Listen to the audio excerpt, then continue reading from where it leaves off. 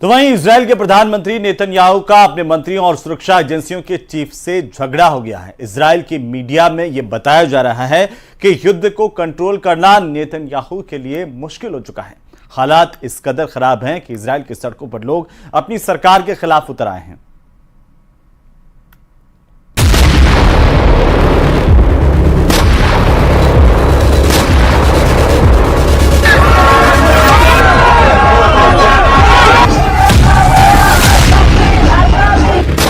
एक तरफ गाजा की सड़कें नेतन्याहू के धमाके से दहल रही हैं, दूसरी तरफ इजराइल की सड़कों पर ऐसा हाहाकार मचा हुआ है कि नेतन्याहू की सत्ता डोल रही है।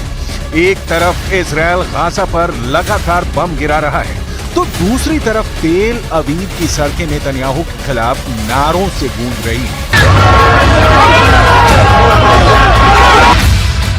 गाजा का युद्ध अब ऐसे लेवल पर पहुंच गया है जब हमास से ज्यादा इजराइल की पब्लिक डरी हुई है। नेतन्याहू इन प्रदर्शन कर रहे लोगों के बीच विलन बन चुके हैं, क्योंकि हमास तो सीज फायर के लिए तैयार है, लेकिन इजराइल बमबारी रोकने के लिए राजी नहीं है। हमास के कब्जे में अब भी करीब 125 बंधक हैं और हमास उनको तब तक नहीं छोड़ेगा जब तक इजराइल की तरफ से सीज फायर नहीं होता है।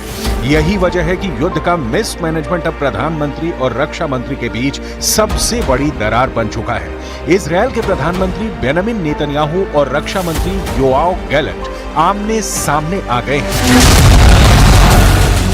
पब्लिक के गुस्से का साइड इफेक्ट वॉर कैबिनेट में पहुंच गया है। इस प्रदर्शन और इस हंगामे के बीच इजराइल में सत्ता के गलियारों और बंद कमरों के बीच कुछ ऐसा हो रहा है जिसे दुनिया के सामने आने से रोका जा रहा है, लेकिन इजराइल की मीडिया ने पर्दाफाश कर दिया है। इजराइल की मीडिया का दावा है कि इजराइल के वॉर कैबिनेट में बड़ा झगड़ा हो गया है। जेरूशलम पोस्ट में जो खबर छपी है उससे लगता है कि प्रधानमंत्री बेंजामिन नेतन्याहू और रक्षा मंत्री योआव गैलेंट के बीच हो गई टू मैच।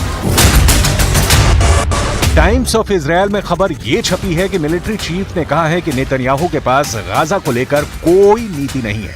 नेतन्याहू पब्लिक से लेकर अपने वॉर कैबिनेट तक गिर चुके हैं। कमांडर से लेकर मंत्री बता रहे हैं कि नेतन्याहू ब्लंडर कर रहे हैं। ये बात साफ कर दें कि इजराइल के प्रधानमंत्री बेंजामिन नेतन्याहू और रक्षा मंत्री योआव गैलेंट एक दूसरे के कड़े विरोधी माने जाते हैं, लेकिन गाजा में युद्ध को लेकर दोनों करीब आए। हालांकि अब दोनों की दुश्मनी सतह पर आ चुकी है। एक बड़ी मीटिंग में नेतन्याहू थे, रक्षा मंत्री गैलेंट थे और साथ में इजराइल की सिक्योरिटी एजेंसी शिन बेत के चीफ रोनेन बार भी थे। इजराइल की मीडिया का दावा है कि रोनेन बार ने कहा, हमारी रक्षा मंत्री से बात हुई। इस दौरान सभी मोर्चों पर गहराई से चर्चा हुई। नेतन्याहू ने तभी शिन बेत के चीफ रोनेन बार को रोका। वो बोले, क्या आपने ऐसी जरूरी चर्चा रक्षा मंत्री से ही कर ली? इस बार शिन बेत के चीफ रोनेन बार ने कहा, हाँ, इसमें सवाल किस बात का है? तब नेतन्याहू ने कहा, जितना मुझे याद है शिन बेत और मोसाद ये दोनों प्रधानमंत्री के तहत आते हैं। ये बात रक्षा मंत्री योआव गैलेंट को अखर गई। गैलेंट ने नेतन्याहू से फौरन पूछा, क्या आप रक्षा मंत्री को युद्ध पर जरूरी बातें करने से रोक रहे हैं? इस मामले में आप क्या करेंगे अगर रक्षा मंत्री का इसमें दखल नहीं होगा? इस पर नेतन्याहू ने कहा, युद्ध को लेकर जो चर्चा होगी वो यहीं मेरे साथ होगी। रक्षा मंत्री योआव गैलेंट फिर भड़के और लगा कि वो गाजा पर बमबारी को लेकर नेतन्याहू से आर पार करने के मूड में है। रक्षा मंत्री ने प्रधानमंत्री की बात पर ऐतराज जताते हुए कहा, जब भी आप युद्ध को लेकर चर्चा करते हैं, हम मीटिंग में पूरी तैयारी से आते हैं। इस तैयारी के लिए भी मुझे अफसरों से बात करनी होती है। दिक्कत यह है कि आप इस तरह की मीटिंग नहीं करते हैं। अब यहीं पर नेतन्याहू का चेहरा देखने लायक था, क्योंकि एक कैबिनेट मिनिस्टर उन्हें उनकी कमियां बता रहा था और वो कुछ नहीं कर पाए। अब सवाल है कि इजराइल की पब्लिक क्या करेगी? क्या इजराइल के प्रधानमंत्री और रक्षा मंत्री की लड़ाई सड़क तक पहुंच जाएगी या पहुंच चुकी है? Blood of the hostages is on your hands.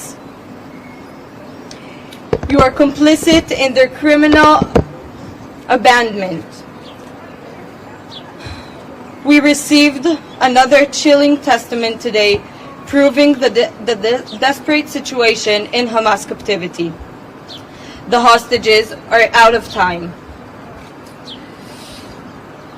Soon, even those who managed to survive this long will no longer be among the living. They must be saved now. 218 दिन की लगातार बमबारी के बाद भी इजरायल अब तक हमास को खत्म नहीं कर पाया है। हालात ये हो गए हैं कि इजरायल दक्षिणी गाजा का पूरी तरह से सफाया करने पर उतारू है, लेकिन अब तक उसके युद्ध वाले लक्ष्य पूरे नहीं हुए हैं। रफा कैंप में इस वक्त खून खराबे का दौर जारी है। अब हालात ये है कि रफा के साथ साथ उत्तरी गाजा पर एक बार फिर से तेज बमबारी शुरू कर दी गई है। בצפון עזה בשעה האחרונה מטוסי קרב תוקפים מטרות טרור ברחבי ג'באליה.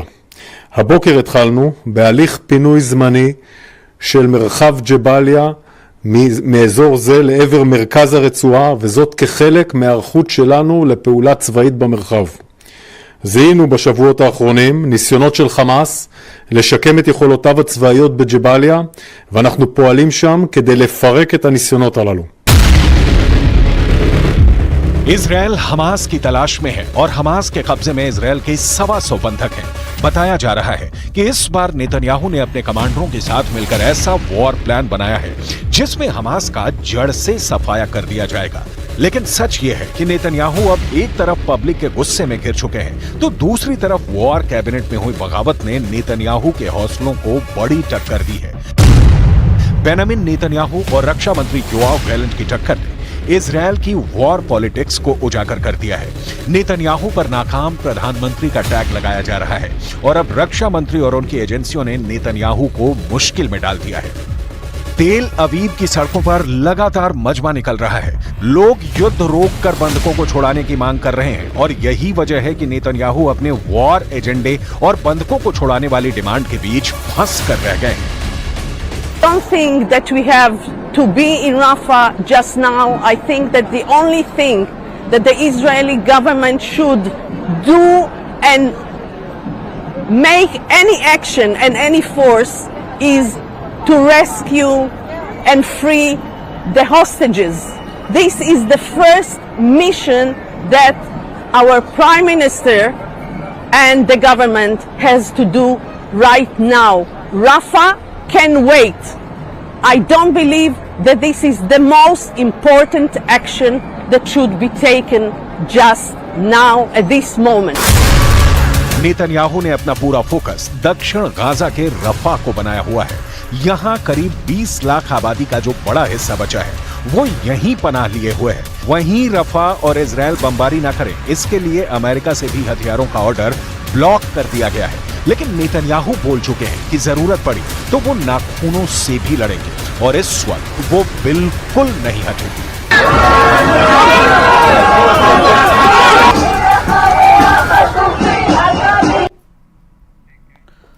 तो चलिए इसी के साथ ही स्पेशल रिपोर्ट में अभी के लिए फिलहाल इतना ही। आप देखते रहिए न्यूज़ 18 राजस्थान। नमस्कार।